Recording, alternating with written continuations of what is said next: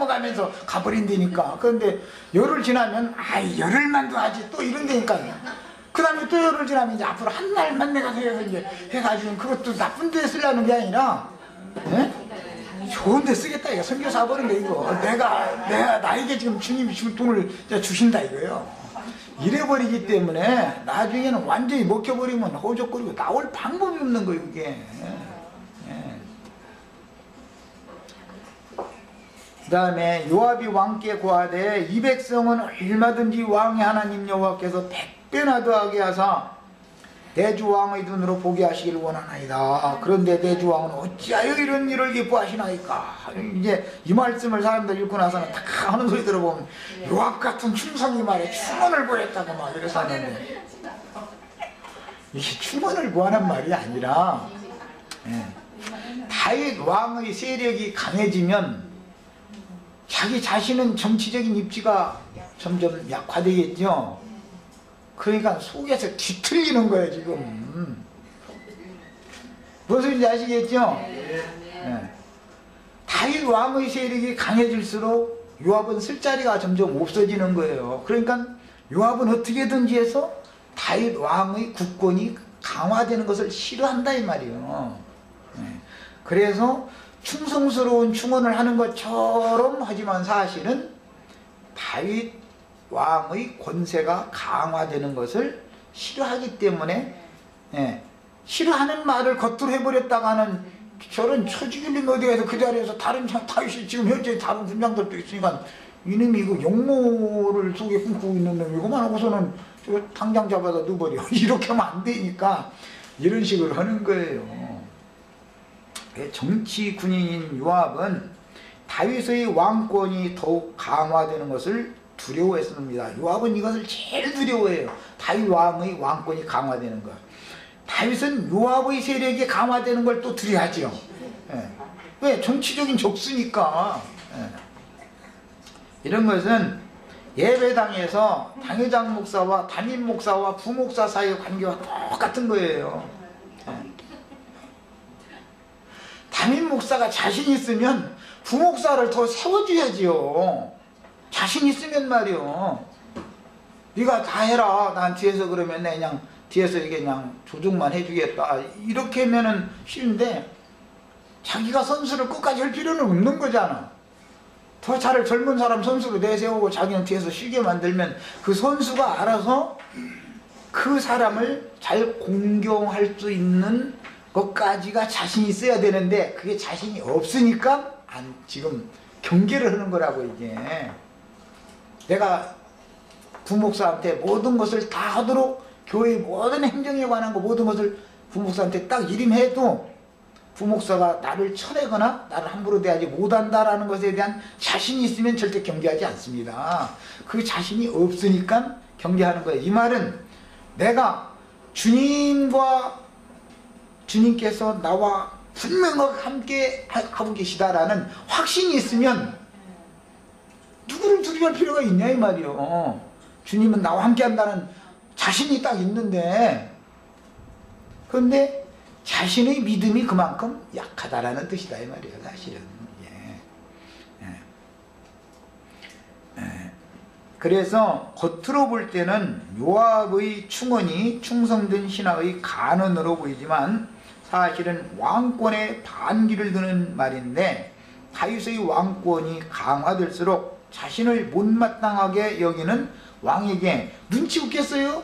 요압이 자신을 군대 장관직에서 해지시켰는데 자기가 가서 전선에 가서 강제로 왕이 임명한 군대 장관은 총사령관은 죽여버리고 지가 지금 총사령관 노릇을 하고 있는데, 이놈 이제 때만 되면 내가 저걸 쳐내야 할 텐데 다윗이 그걸 지금 궁리하고 있다는 것을 요압인들 모르겠어요? 다윗 속을 요압은 알고 있고 요압 속을 다윗은 알고 있는 거예요. 서로가 경계를 안 할 수가 없는 거예요 지금. 그래서 이처럼 자신을 못마땅하게 여기는 왕에게 자신의 정치적인 신분과 지위를 박탈당할 가능성이 있었으므로 이렇게 그의 속내는 감추고 왕명을 충언으로 반대하는 것처럼 위장을 하는 거예요. 이게 어떤 사람의 어떤 말 속에는 말을 들을 때 말을 그냥 알아보는 게 아니에요. 그 사람의 영을 알아봐야 되는 거예요. 우리는 인터넷상에서 어떤 대화를 하든 사람을 만나서 대화를 하든 그 사람의 말만 신임하면 안 되는 거죠. 그 사람의 중심에 지금 무슨 의도를 가지고 저 말을 한다는 걸 꿰뚫을 줄 알아야 되는 거죠. 그 다음에 다윗의 왕권 강화를 두려워한 요압은 왕명이 불같음으로 마지못해서 인구조사를 하였지만 왕을 속이고 레위와 베냐민 사람의 수를 기수하지 않은 상태로 거짓 보고를 하였으며, 아니 1년이 다 가는데 보고를 안 차니 그렇고, 자기가 사실은 하기 싫은 일을 하다 보니까 시간이 이렇게 지연된 건데, 두 집합까지 다 했다 하니 한 해를 완전히 보내버리게 생겼거든. 그러니까 10달 뭐 20날 만인가 가서 빨리 기회가 가기 전에 가서 9달 20날 만인가 가서 보고를 한다고 이제 보고를 했는데 거짓 보고를 하는 거예요. 두 집합에 대해서는 기술도 하지도 않고도 다 한 것처럼 이렇게 해버리는 거예요. 그런데 역대상 21장 6절에 보면 하나님이 다윗의 이런 행사를 괘씸하게 됐더라는 거예요. 하나님은 요압의 속내를 다 꿰뚫어 보고 있죠. 다윗의 속내도 다 꿰뚫어 보고 계시지만, 그래서 이 일을 악하게 여기시고 요압을 전적으로 따르는 자들을 온역으로 치셨으니, 갑자기 일어난 이 온역이라고 하는 내용은 성경에서는 백성들이 반역을 상징하는 말입니다. 온역이 휩쓸고 지나갔다, 이 말은 민수기 같은 데 보면 모세를 대항하는 어떤 분위기, 바람이 휙 지나갔다 이 말이죠. 어떤 이제 교회 이제 그 목회를 하시는 분들 하다 보면은 어떤 전도사가 몇몇을 쏙닥쏙닥 해가지고 온역이 휩쓸고 지나가면은 결단 나버리죠. 싹 데리고 나가버리고 자기 예배당 딱 먼 데 가서 세워버리죠. 이런 일을 상징하는 거예요. 성경에 온역이 일어났다라는 거는. 자, 요압이 조사하여 계수한 백성들은 평화시대에 전쟁을 준비하는 것이 싫었고, 백성들 입장에서는 지금까지는 계속 다윗이 전쟁을 했기 때문에 전쟁 비용 다 돼야 되고, 자기 남편 아들 군대 보내가지고 다 전사당한 자들이 수도 없이 많은 그런 아픔도 당했어야 되고, 부상자별에서 남은 생애 동안은 병신으로 인생을 살아야 되고, 이게 얼마나 많았냐 이게 전쟁을 다윗은 계속했으니까.